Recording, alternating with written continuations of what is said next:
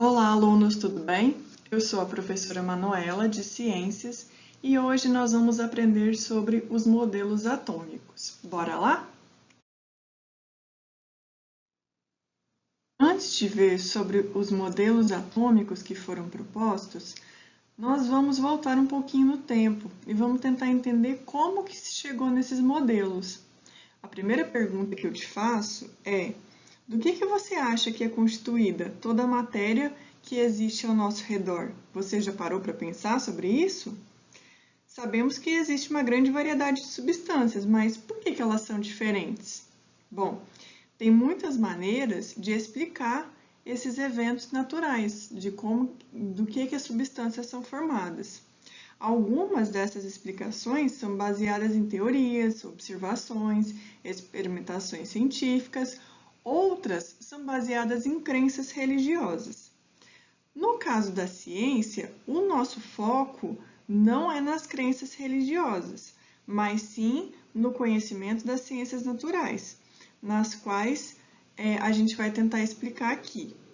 Então, a primeira tentativa de entender os fenômenos naturais, desvinculada da religião, foi lá na Grécia Antiga, no século V a.C., pelo filósofo chamado de Empédocles.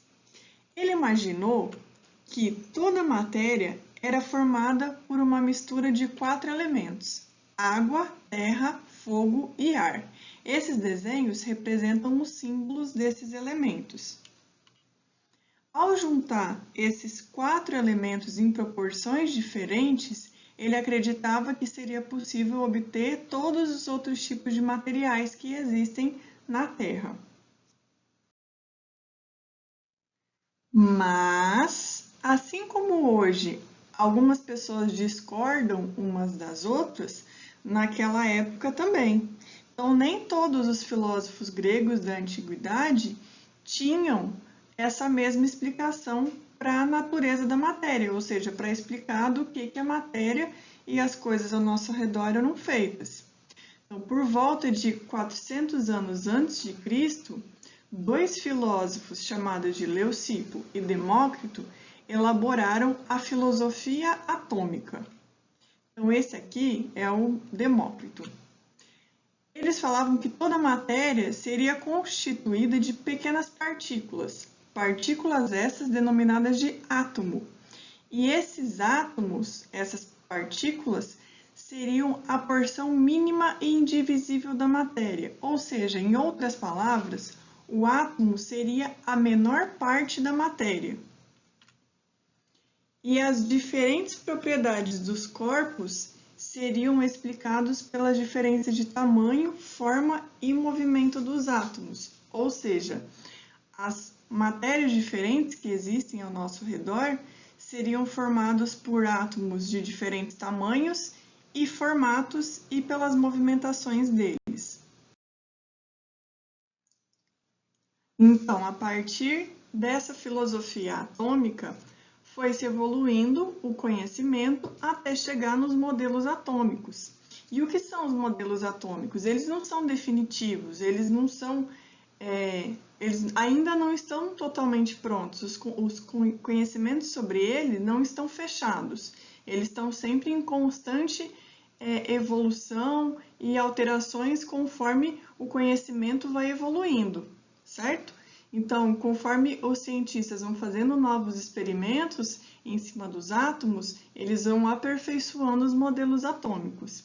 E cada modelo atômico que a gente vai ver aqui, ele apontou novos aspectos capazes de explicar o comportamento dos átomos e as suas características. Então, nós vamos ver os principais modelos atômicos que foram propostos pelos cientistas na atualidade. O primeiro modelo atômico, chamado de modelo atômico de Dalton ou modelo de bola de bilhar, ele foi desenvolvido em 1808 por John Dalton, daí o nome modelo atômico de Dalton. Dalton ele era um químico e físico inglês, ou seja, nasceu na Inglaterra.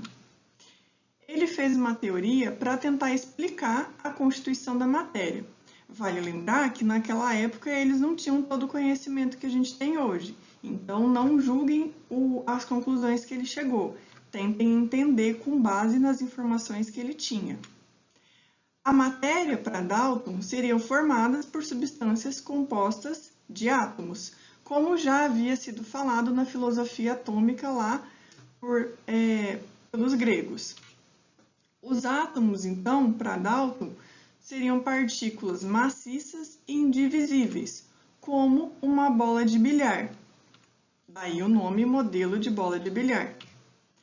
A diferença entre os tipos de átomos estariam na sua massa, ou seja, no seu peso, e no tamanho. Átomos com mesma massa e tamanho seriam de um mesmo elemento químico, e átomos com massa e tamanho diferentes seriam de elementos químicos diferentes, como a gente pode fazer aí nessa imagem. Então, ele fez símbolos diferentes para cada elemento químico que se conhecia na época. Por exemplo, o átomo do oxigênio era representado por uma bolinha branca. O átomo do carbono era representado por uma bolinha preta. O átomo do hidrogênio era representado por uma bolinha preta, circulado por uma parte branca. O átomo do nitrogênio era uma bola branca com um risco no meio, e assim sucessivamente. Então, ele também criou símbolos diferentes para os diferentes elementos químicos. Beleza? Esse é o modelo de Dalton, ou também conhecido como modelo de bola de bilhar. Depois de Dalton, vieram vários outros cientistas que foram dando a sua contribuição. E aí, a gente vai de 1808, que é quando foi feita o modelo de Dalton, para 1897, então quase 90 anos depois. Veio um físico inglês chamado de Joseph John Thomson. Thomson, ele fez o modelo atômico de Thomson, ou também conhecido como modelo de pudim de passas. Para Thomson, ele fez experimentos que negavam que o átomo era indestrutível, como se fosse uma bola maciça e indivisível, como o Dalton falou.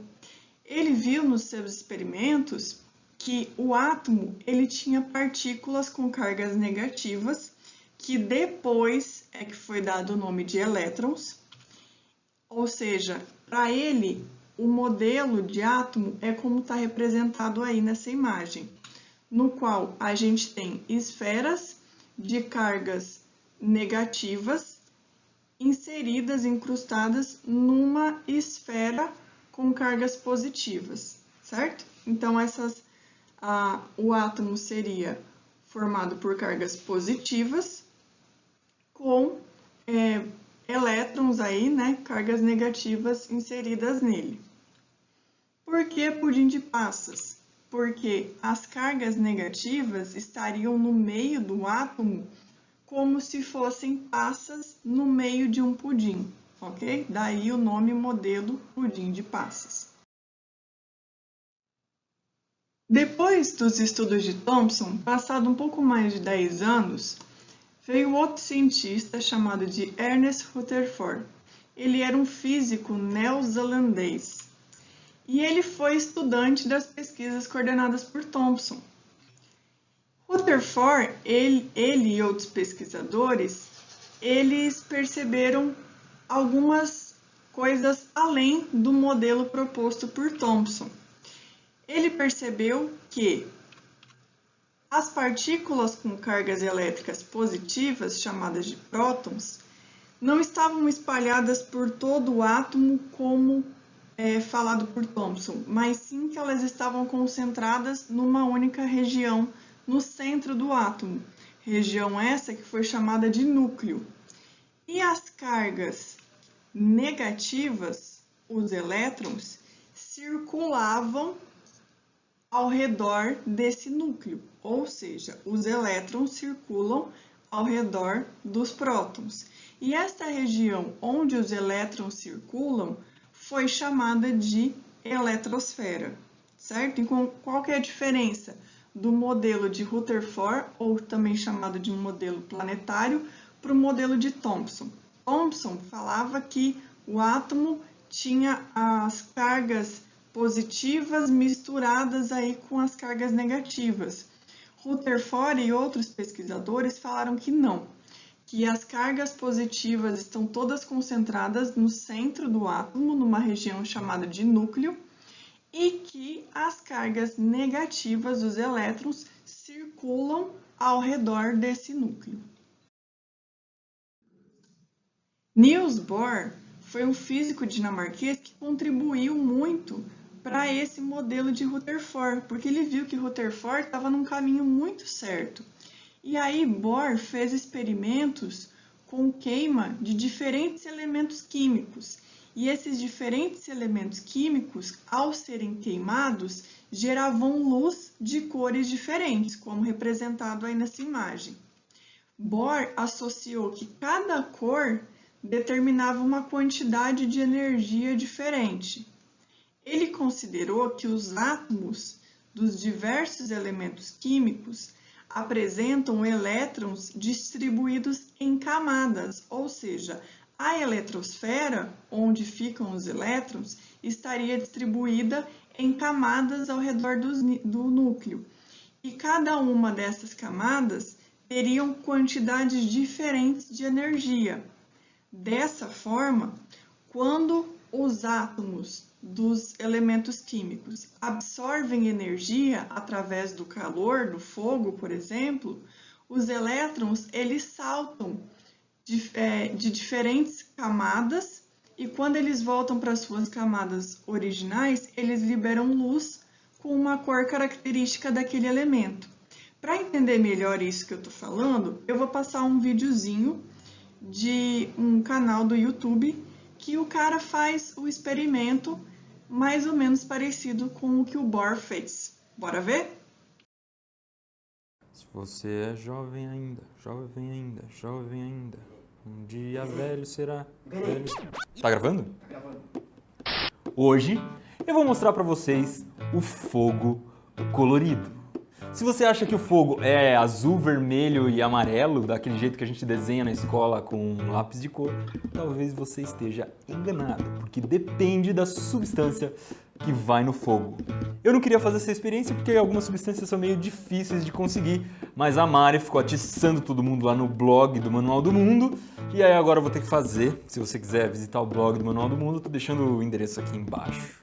Para fazer essa experiência, eu vou acender o fogo usando uma lamparina a álcool. E para pegar os sais, eu vou usar um pedacinho de fio de cobre que eu cortei aqui. Como o cobre é um ótimo condutor de calor, ou seja, quando eu colocar no fogo ele vai esquentar e vai queimar minha mão, vou usar uma luva de couro. E para queimar o magnésio, que é um item muito especial da nossa queima, eu vou usar essa pinça aqui. Primeira coisa que eu vou queimar é o sal de cozinha, muito usado como sal de cozinha.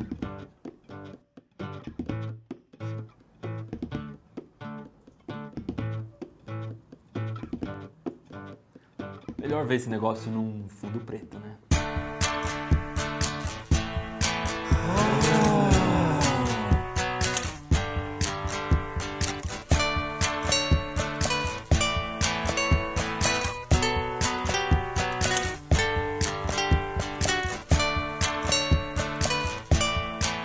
A segunda coisa que vai ser queimada é o magnésio, muito usado nas rodas de carro de Playboy.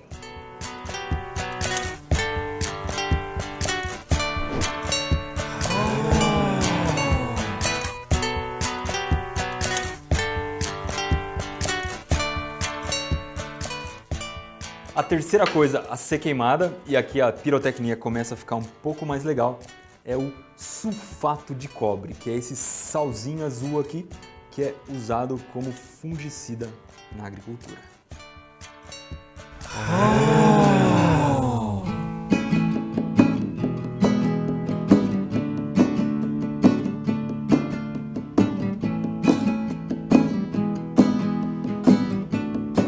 E a quarta e última substância que a gente vai usar é o cloreto de estrôncio, que é um salzinho branco usado nas pastas de dente que diminuem a sensibilidade do dente.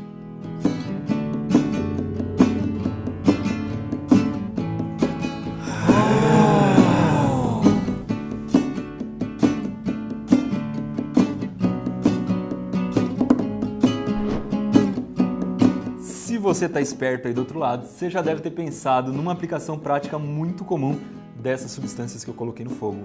É para fazer fogos de artifício. Pois é, aquelas coisas coloridas que você vê explodindo lá em cima são alguns tipos de sais ou metais que, quando esquentam muito ou pegam fogo, emitem uma luz colorida diferente do fogo que a gente é acostumado a ver. E por que isso acontece? Isso acontece porque quando algum elemento recebe energia, ou nesse caso recebe energia do fogo, alguns elétrons que estão dentro do átomo mudam de posição, vão para uma posição que não é a sua posição mais comum. E na hora que eles voltam para a sua posição comum, eles emitem uma radiação eletromagnética. Acontece que essa radiação eletromagnética muitas vezes é emitida na forma de luz visível. Então a gente consegue ver uma luz sendo emitida por algumas substâncias. E cada substância emite luz numa frequência diferente, então a gente consegue ver cores diferentes dependendo da substância que a gente coloca no fogo. Legal o vídeo, né? Muito bacana. Então, Bohr, ele complementou o modelo atômico de Rutherford da seguinte maneira. Ele viu que os elétrons giravam, sim, em torno do núcleo, em torno dos prótons. Só que esses elétrons, eles giravam ao redor de camadas. Então, cada uma dessas linhas aí, ao redor do núcleo, são camadas, certo? Então, o núcleo aí é formado pelas bolinhas azuis e vermelhas. Essas linhas são as camadas e os pontinhos cinza representam os elétrons. Cada uma dessas camadas, ou também chamadas de órbita, possuem uma quantidade de energia e cada camada consegue suportar uma quantidade máxima de elétrons. Ou seja, cada uma dessas camadas tem uma quantidade máxima de elétrons. Por exemplo, na primeira camada só pode ficar 2 elétrons e assim sucessivamente. E aí, qual foi a contribuição então que Bohr percebeu? Que ao absorver certa quantidade de energia, o elétron ele salta para uma camada mais energética, ou seja, ele vai para uma camada mais externa. E ao retornar para a camada original, para a camada interna, ele libera esse excesso de energia na forma de calor, beleza?